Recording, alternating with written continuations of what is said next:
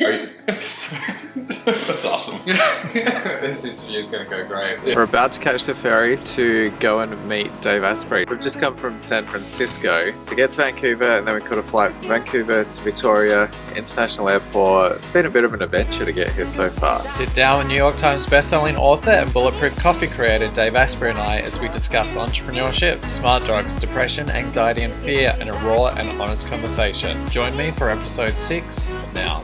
Suffering from depression and getting no answers, I packed up my life and went on a 90-day mission to find help from the world's top biohackers, neuroscientists, and doctors. And now I'm here to help you biohack your mind and body for success. Welcome to Becoming Unstoppable, lifestyle hacks for your body, mind, and business. Before we dive in, be sure to hit like, subscribe, and share. In March of 2017, I came across Dave's best-selling book, Headstrong, when I was struggling with severe depression, and I credit Dave for inspiring me to go on my own 90-day mission to biohacking my mind and body back to health for my brand new book, Unstoppable. I sat down with Dave to discuss the practice of biohacking. Biohacking is the science of changing the environment inside and outside of you so that you can gain full control over your biology to enhance your body, mind, and life. It's grown in massive popularity recently as individuals are discovering the huge benefits of taking control of their health and leaving nothing to chance. Dave is about to release his brand new book, Game Changers, so let's sit down with Dave now for a very real, raw, and honest conversation. One of the things that I wrote about in Headstrong, my new book about how to turn on energy in your brain, is that, well, smoking's bad for you. We've all known that forever, but burning stuff and making smoke and breathing is bad for you.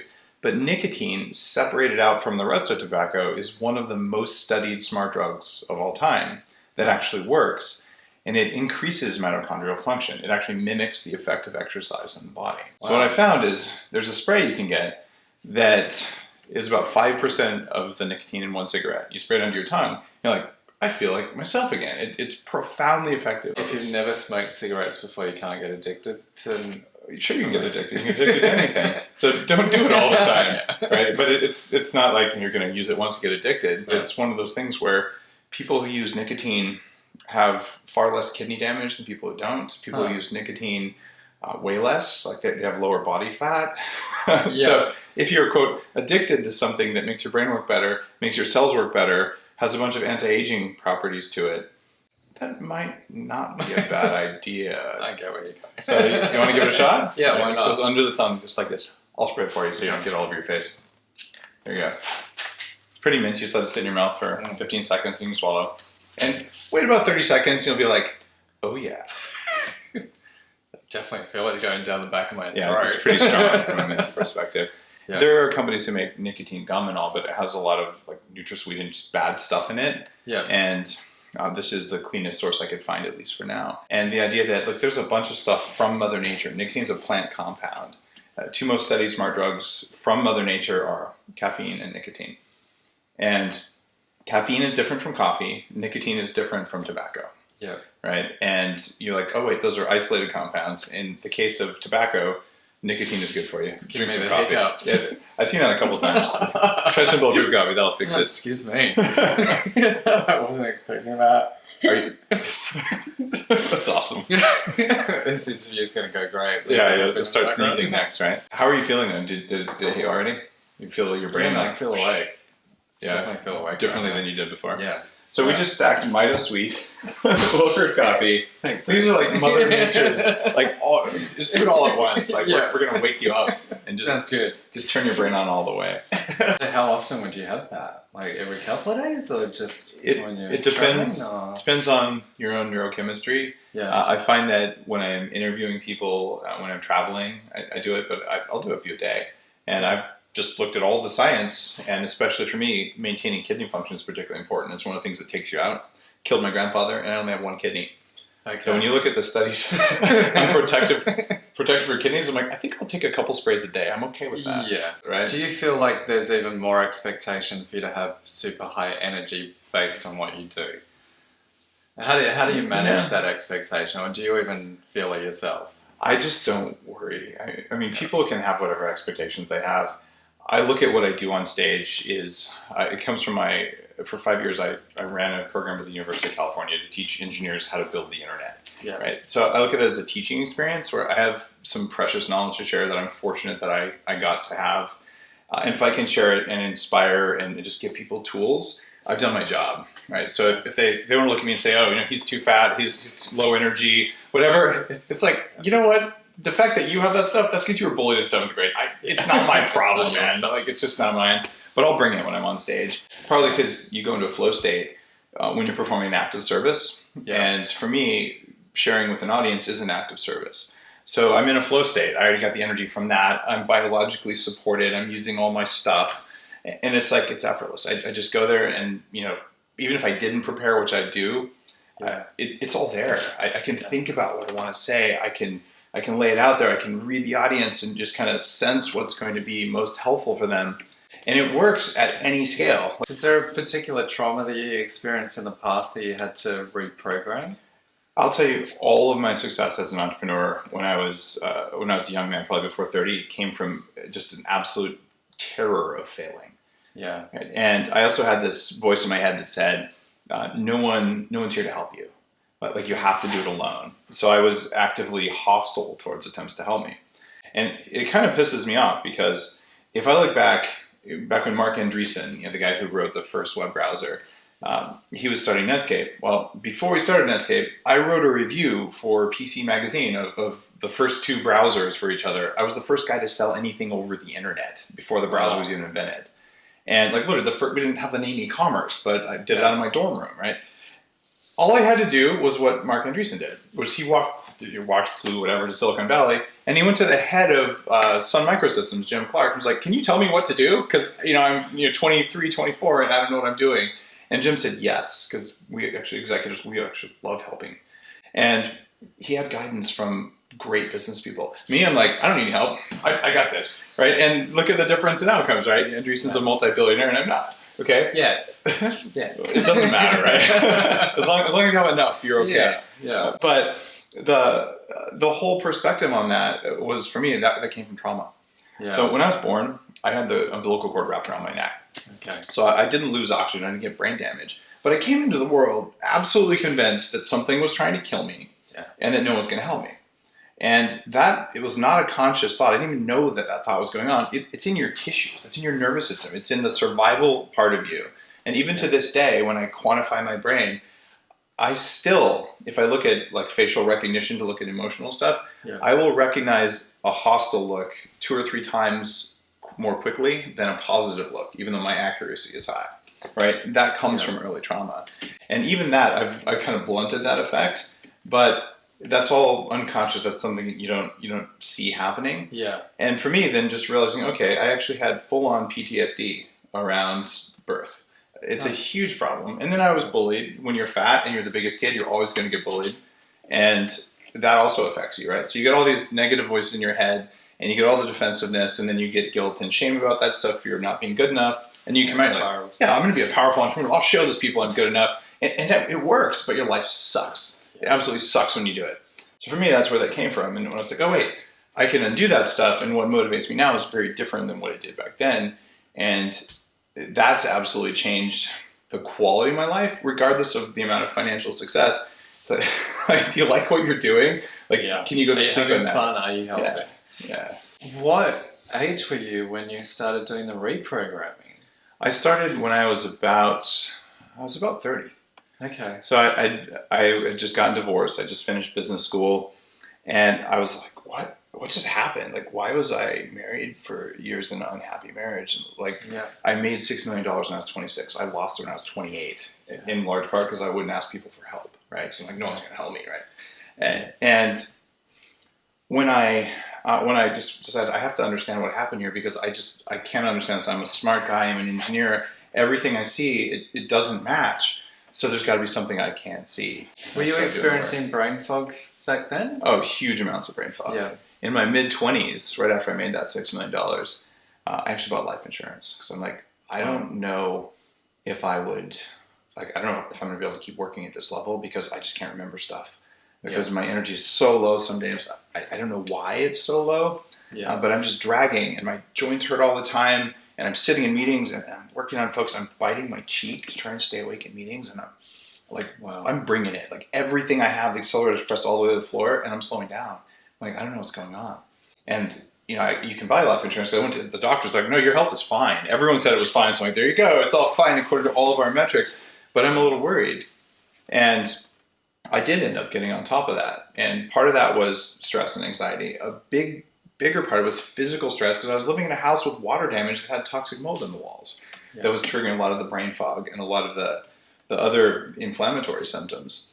And when you unpack all that, get the biology working, and then do the reprogramming, the personal development stuff, to the point that I started 40 Years of Zen. It's one of my portfolio companies. So we've got high-end neuroscientists and custom hardware and software. Some of it's downstairs, some of it's on the table over there, where you can literally, you can see what's going on in your brain, and you can change it. And you can change it way more quickly than spending 2 hours a day meditating, which is what I used to do. Having that neural feedback to show if you're doing it right or wrong. Right, yeah. So that all happened over the last 15 years. But the difference is that if you're walking around carrying a huge weight that you don't know you're carrying, that's invisible, you always carry, it's a cognitive and it's a psychological, even like a spiritual weight. Yeah. Once you become aware of it, then okay, I want to set it down, but I don't know how. And the act of setting it down, that's about gratitude. It's about forgiveness. Yep. And just realizing things are different. So how do you push through that brain fog and that fatigue to get to gratitude? Because when you're in that state, like I was saying before, I felt like I was going to have an absolute psychotic breakdown. It was hard to do that gratitude at the end of every day. Like I would always practice visualizations, but it would only get me so far. It would only outdo that issue so much. How do you make the shift? Is it the biochemistry first, and then is it the gratitude stuff? What comes first? You always want to do gratitude because it's free. But I'll tell you though, gratitude takes electrons. Every thought takes electrons. If your body takes food and air and doesn't make very much energy from that, you're not going to have as many electrons to feel grateful. Willpower comes from energy. Gratitude comes from energy. Personal development requires energy. All of this does.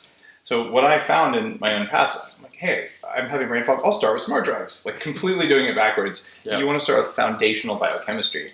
And what I found at 40 Years of Zen, if I use supplements and food that enhance mitochondria, they use every bulletproof product there. I can get people to do 2.5 times more neurofeedback per day before they hit the wall. When I say hitting the wall, it's like you can focus and concentrate or meditate until there's just nothing left. Like you couldn't pedal your bike another turn. Well, you can do that cognitively or on a personal development front. You just get fatigued.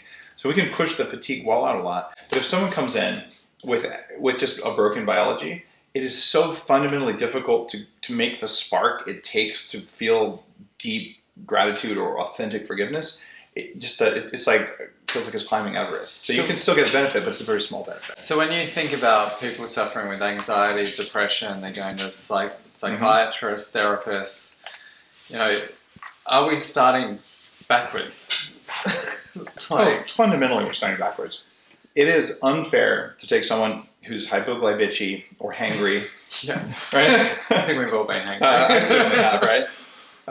And to go into a therapist's office for only an hour and say, I can barely pay attention. Inside my body, my cells are screaming for more energy. They feel like they're starving. And I'm going to talk about my mom. Right? Yeah. I'm sorry. You're going to fail. Yeah. In fact, this is something that I wish more entrepreneurs, just more human beings understood. And it's the subtext behind Headstrong, the book about mitochondria. Mitochondria are ancient bacteria that run our system. There's more of them than there are cells in our body. Yeah. And they don't want what you want. They want what bacteria want. And bacteria want 3 things in this order. Number 1, run away from, kill, or hide from scary things. And if you don't do that, you die right now. And it works whether you're a mammal or whether you're a bacteria. Basic number 101. And you overweight that because that matters most because it's an instantaneous death. Yeah. Number 2, eat everything.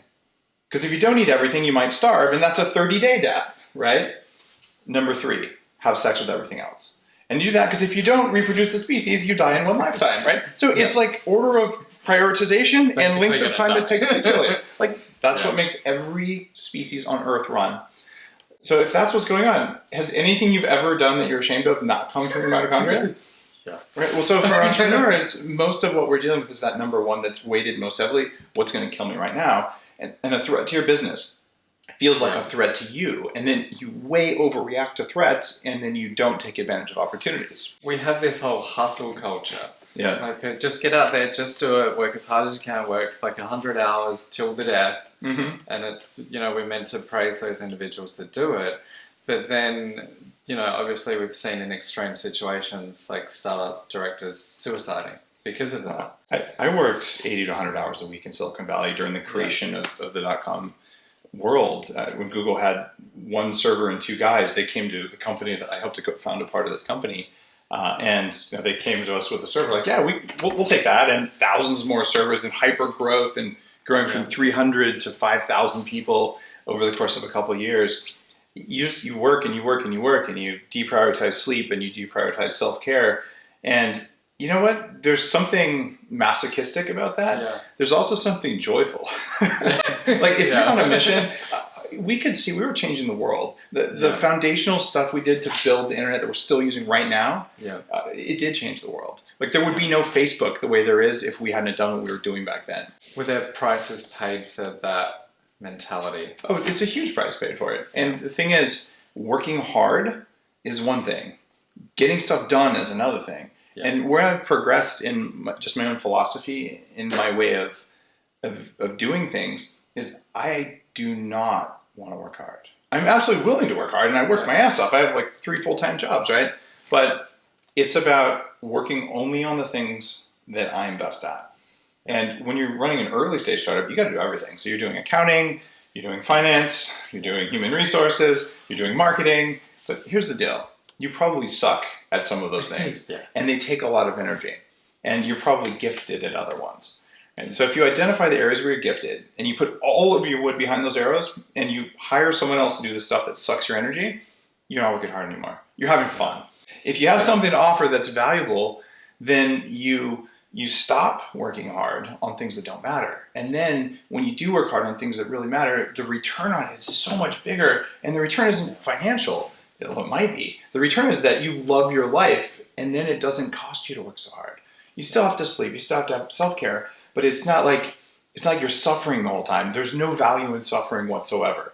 Working hard, sweating, building muscle from lifting heavy things, you can call that suffering. It doesn't have to be, but it's pushing limits. And it's that mindset that really drives entrepreneurial success, but it's just happiness, even if you're not an entrepreneur. And we've almost got that suffering kind of culture happening right now to a large degree. I especially see it with young entrepreneurs that are just getting started out.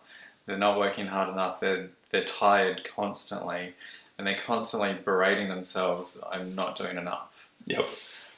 Your job as a young entrepreneur is to do less. And what we have built into our mindset is, if I don't want to do it, it means I should do more of it to show I'm a good person. Like, no, just give that up. Right. It's not necessary. It's exactly how people are thinking right now. And it's almost with the personal development industry. It's like pushing you to think positively, but unless you've got all the biochemistry happening, then it's a no-win game. You don't have enough dopamine in your brain, you're not going to think positively. And do you get dopamine from doing things that you don't like every single day for hours on end because it makes you a good person even though you don't like it? You don't. No. It just makes you tired. Yeah. And so you want to address it at a neurochemistry perspective, but even lower level. Is your body making inflammation or is it making energy? If your body's making energy, like, oh, I don't feel depressed today. In fact, I want to do more. Right? But it's different. I want to do more versus I have to do more. Versus this is hard right now, but I'm going to push myself to do it. Yeah. And also, I mentioned those 3 fears that are wired in at a subcellular level. If your body feels like you're starving all the time because it can't turn food into energy very well, that's a huge amount of fear. And that means that the amount of fear bandwidth you have to handle this, I feel like I'm going to die because there's a business threat or because a new competitor came on the market or whatever pushes your buttons, or because I have to fire someone I don't want to fire. Like there's all sorts of stuff that gets entrepreneurs all bunched up inside. Yeah. Well, if you have a subconscious message that you're starving, right, and you're probably not having healthy relationships either, so the species won't reproduce. Well, you already hit 2 of your 3 biggest fears. No wonder it's easy to trigger the 3rd one. So at least handle the food one. That one's simple, right? Yeah. And that gives you more capacity to handle a challenge and to take it in a useful, productive way versus to react the way a lot of us do, which is either from a fearful perspective where you don't take advantage of an opportunity, you run away from it, or you yell at your coworkers or your spouse or whatever. That stuff's unnecessary, but it's biologically induced, and it's not even you. It's an automated system designed to keep you or your company alive. And you just got to turn off that automation unless it's actually helping you. And most of the time, the rules in the automation are wrong. They were set when you were 2 years old, and they're stupid, and they don't have your best interest at heart. I've been taking these products for the last week and I'm starting to feel super alert again, which is the first time I've felt that way in probably over 5 years, to be honest with you. After the interview, I decompressed at a scenic hotel nearby. The thing I appreciated about Dave the most is how authentic he is. He's genuinely trying to help others overcome their own personal health challenges so they can perform at their best, which was born out of his own personal battles. Question is, what did you take away from this interview? Leave a comment now, share, like, and subscribe. And if you'd love to have more energy, increase your focus, and boost your productivity, head over to areyouunstoppable.com to find out which identity type you are based on your biochemistry and psychology, and get personalized recommendations for what you can do to become unstoppable in your own life. In the meantime, have a great week, and I'll see you for next week's episode.